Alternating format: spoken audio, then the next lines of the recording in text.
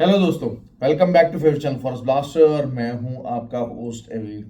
Perfect entry, perfect video, perfect result. बहुत सारी चीज़ें आज जो है ना वो रिगार्डिंग लर्निंग आज डिस्कस करूंगा, जिक्र करूंगा। यकीनन आपके लिए बहुत ज़्यादा फ़ायदेमंद होंगी ये बातें। मैं कोशिश ये करता हूं कि फ्री व्हाट्सएप ग्रुप के अंदर तो बताता चला जाऊं, लेकिन फ्री व्हाट्सएप ग्रुप में काफ़ी ज़्यादा लोग अब चूँकि हमारे साथ काफ़ी अरसे से हैं, और वही बात है कि जो एक दफ़ा ग्रुप का हिस्सा बन जाता है वो ग्रुप छोड़ के नहीं जाता। So there is a well trend community, और काफ़ी कुछ जो है वो चीज़ें बेहतरीन अंदाज में खुद ब खुद जो है वो बताई जाती हैं, डिस्कस की जाती हैं, और बहुत अच्छा जो है वो रिजल्ट रहता है। फ्री व्हाट्सएप ग्रुप ज्वाइन करने के लिए ऑक्टाफेक्स और एक्सनेक्स का आईबी लिंक वीडियो के डिस्क्रिप्शन में मौजूद है। एक्टिव ट्रेडर्स ही अलाउड हैं। आप जो है वो इसका नीचे लिंक के ज़रिए आप हमारा हिस्सा बन सकते हैं, और अगर आप ऑलरेडी ऑक्टाफिक्स और एक्सचेंज पर ही ट्रेड कर रहे हैं तो फिर आप आईबी लिंक चेंज कर सकते हैं। वो वाला लिंक भी और आईबी नंबर्स भी वीडियो के डिस्क्रिप्शन में मौजूद हैं। ये चीज़ हो गई। दूसरा, 4 मार्च को है जी हमारी फिज़िकल ट्रेनिंग लाहौर के अंदर। ऑनलाइन एंड फिज़िकल बोथ हैं, तो आप उसके लिए रजिस्टर कर सकते हैं। और दुबई की ट्रेनिंग का लोग बार बार पूछ रहे हैं, बहुत सारे लोग हैं जो कि मिस कर गए थे, तो वो मैं बताना चलूँ कि hopefully in the last week of April will plan, तो उसके मुताबिक होगा। मार्केट के अंदर देखिए साइडवेज दिन रहा। असल चीज़ क्या होती है कि आप दिन होते हैं साइडवेज होते हैं, बहुत सारे लोगों का अंदाज होता है, ट्रेडिंग अंदाज होता है कि उसको किस तरीके से कैप्चर किया जाए, तो ये चीज़ें मैटर करती हैं। बहरहाल आज नाश्ता की आज बड़ी ही अच्छा मज़ेदार किस्म का लर्निंग डे रहा।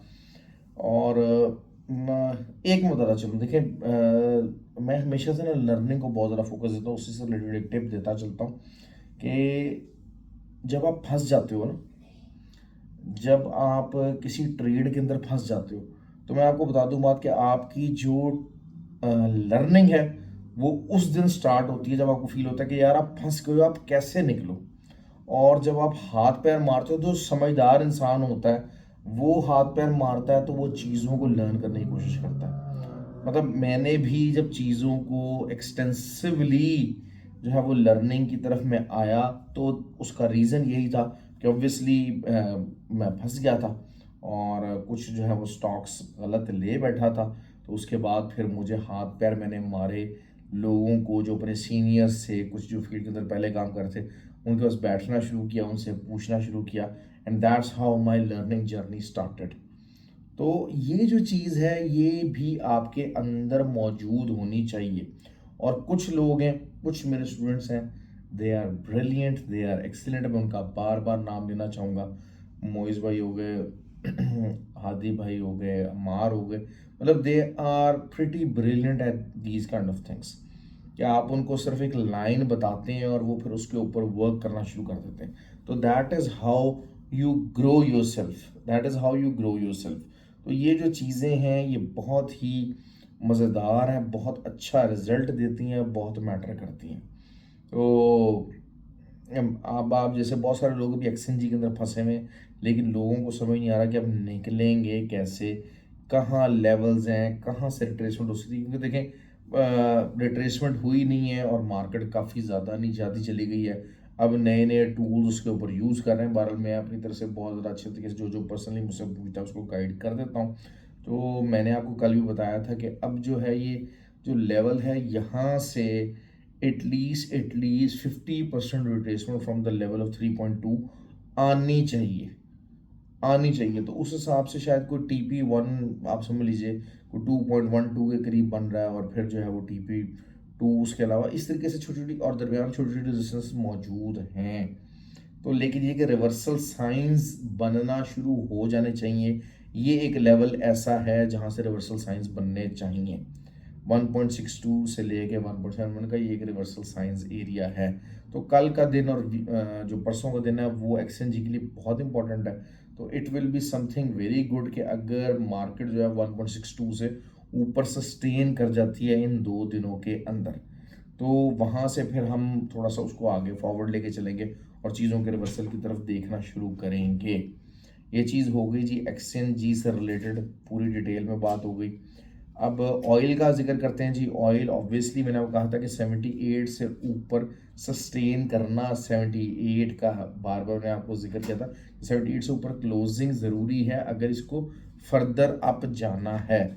और आज रिजेक्शन आई, हम लोग सेलिंग के अंदर थे, ग्रुप में दरमियान में थोड़ी बहुत सारी बात है, कुछ डिफरेंट जो है वो तज्जिए भी होते हैं, लेकिन बहरहाल I was pre dominantly in the selling, और उस सेलिंग को बहुत अच्छे तरीके से इंश्योर किया।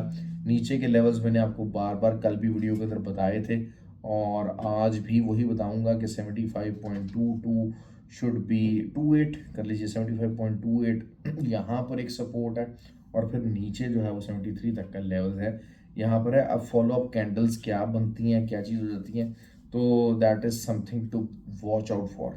और बहरहाल यही बात है कि जो है वो ज़्यादा से ज़्यादा क्या है कि साइडवेज रह सकता है जब तक बुलिश ब्रेकआउट 78 के ऊपर क्लोजिंग के बगैर नहीं है ऑयल का, ऑलवेज रिमेंबर दैट। और अगर कल कहीं आपको 77.23 यहाँ कहीं मिल जाता है मौका सेलिंग का, तो it will be very very good area for the selling, I am telling you that, but मुश्किल नज़र आ रहा है। खैर ये चीज़ होगी। अच्छा, नैस्डैक का जी आज क्लासिक केस था, बहुत ही ज़बरदस्त, लर्निंग वाइज बहुत अच्छा मामला था। और जो मूविंग एवरेजेस के ज़रिए ट्रेड करना चाहते हैं, और लो कि मैं अपनी जो ट्रेनिंग्स हैं उसके अंदर मूविंग एवरेज की ट्रेड बहुत अच्छे तरीके से बताता हूँ, करने की कोशिश करते समझाते हैं, लेकिन आज क्लासिक केस था मूविंग एवरेज की सपोर्ट एंड रेजिस्टेंस का, और कल भी वो सिचुएशन जारी रह सकती है दो सिनेरियोज के अंदर।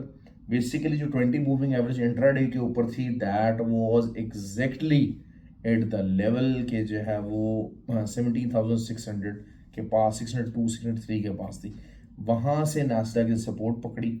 और नास्डैक का जो H4 की जो मूविंग एवरेज थी वो अभी आज क्लोजिंग से पहले को तकरीबन जो है वो 17,822 के पास थी, तो एग्जैक्टली उसके नीचे क्लोज हुआ। अब कल भी इन ही दोनों मूविंग एवरेज का सिस्टम रहता है या नहीं रहता, बहरहाल ऊपर से एक थोड़ी सी जो है वो एम फॉर्मेशन बन सकती है फ्रॉम द लेवल ऑफ 17,686 से, यहाँ से एम फॉर्मेशन बन सकती है।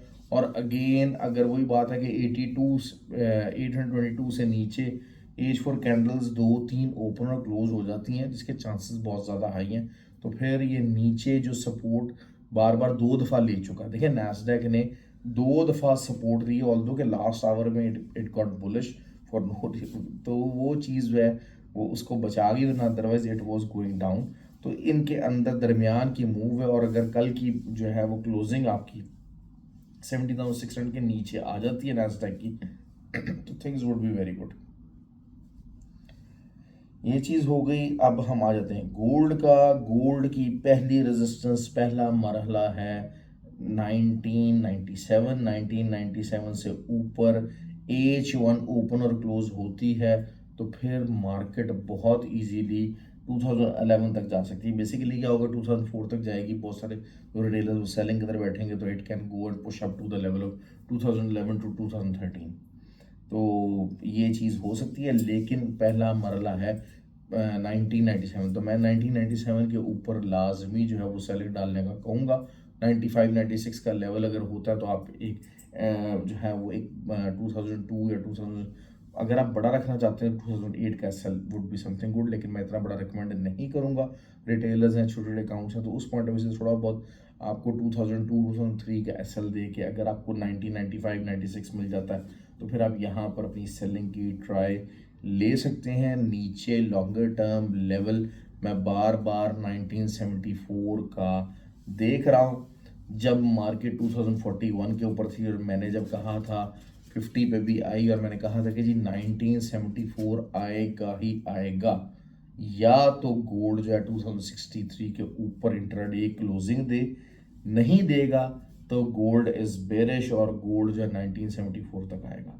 तो आज 84 लग चुका है, और बहुत सारे लोग जो उस टाइम पे वीडियोस वगैरह बना रहे थे और मेरी इन वीडियोस को कोड कर रहे थे, तो आज आई एम श्योर कि वो बड़े शौक से और उछल कूद कर करके और आगे बढ़ बढ़ के 1974 का लेवल दे रहे हैं, और गोल्ड के बेरिश होने की खबरें जो हैं वो मार्केट को बता रहे हैं कि हाँ जी गोल्ड कितना बेरिश है और कितना नीचे जा सकता है। तो असल चीज़ यही होती है कि ठीक है, मार्केट का जो रिवर्सल होता है ना, उसको प्रेडिक्ट किया जाता है। ठीक है, आप 20% तक तो आप छोड़ सकते हैं, लेकिन मार्केट का इतना बड़ा रिवर्सल जो है वो छोड़ देना, that is not something advisable. तो एक्सचेंजी में काफ़ी दुनिया जो है वो स्टक हुई पड़ी है, लेकिन रिवर्सल्स के चांसेस का है, चांस है रिवर्सल का, हम वेट करेंगे। अच्छा, ये चीज़ हो गई। अच्छा, सिल्वर सिल्वर की ट्रेड बहुत अच्छी थी। सिल्वर का सेलिंग का सिग्नल दिया था मैंने, लेट दिया जब सेलिंग फॉर्मेशन मुझे बनी, ऑल दो क्योंकि पता है कि सिल्वर मूव अप करता रहा, तो उसमें इट इज़ सम थोड़े प्रॉफिट है, क्योंकि बहुत ज़्यादा मूवमेंट तो नहीं आई, लेकिन ये कि it is still in a profit and you can hold that trade. और वही चीज़ है कि इनिशियली शायद 22.55 या 52 कर लीजिए, एक अच्छा, एक तगड़ी रेजिस्टेंस बन के सामने आ सकता है बार बार, क्योंकि अगर ये है कि एक या दो दफ़ा 22.5 के नीचे ही क्लोजिंग आ जाती है इंट्राडे, तो फिर जो दो दफ़ा 21.9 का जो एरिया है जहाँ से सिल्वर ने जंप लिया, तो अगली दफ़ा उसका सिल्वर का जो जंप है यहाँ से ज़रा कमज़ोर हो जाएगा और मुश्किल हो जाएगा। तो बाकी रिटेल सेल्स का डाटा है, retail sales obviously will be negative, that can put a lid कि जनाब अच्छा जी रिसेशन की आमद आमद है, रिसेशन को यूएस अवॉइड नहीं कर पा रहा, लेकिन कंसेंसस काफ़ी ज़्यादा डाउन है भाई, -0.1 है, तो that is I think too down for my liking. तो इतना डाउन होना इसका बनता नहीं है। इन्फ्लेशन इंक्रीज़ हुई है, इन्फ्लेशन इंक्रीज़ का मतलब यही है कि रिटेल सेल्स डाउन नहीं हुई हैं। अगर सेल्स में दम है, सेल्स की डिमांड बरकरार है, तभी इन्फ्लेशन बरकरार है। तो that is something to watch out for, क्योंकि ये चीज़ें को रिलेट करती हैं फंडामेंटली। चीज़ों को अगर हम देखते हैं तो को रिलेट करती हैं। हाँ, अगर जो है वो लाजमी तौर पर मैं बताता चलूँ, अगर इन्फ्लेशन कम हुई होती तो मैं यकीनन टिल्ट होता कि ये जो -0.1 के जो रिटेल सेल्स का डाटा एक्सपेक्टेड है, तो मार्केट उसी तरह आती, लेकिन आई डाउटेड कि अब इस तरह से मार्केट आएगी। ओके जी, तो ये थी जी आज की वीडियो। आई होप कि आपको वीडियो पसंद आई हो।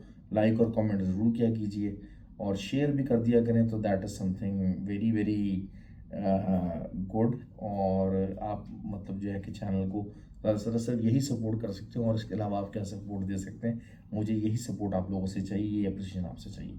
Okay ji, thank you very much and have a good day.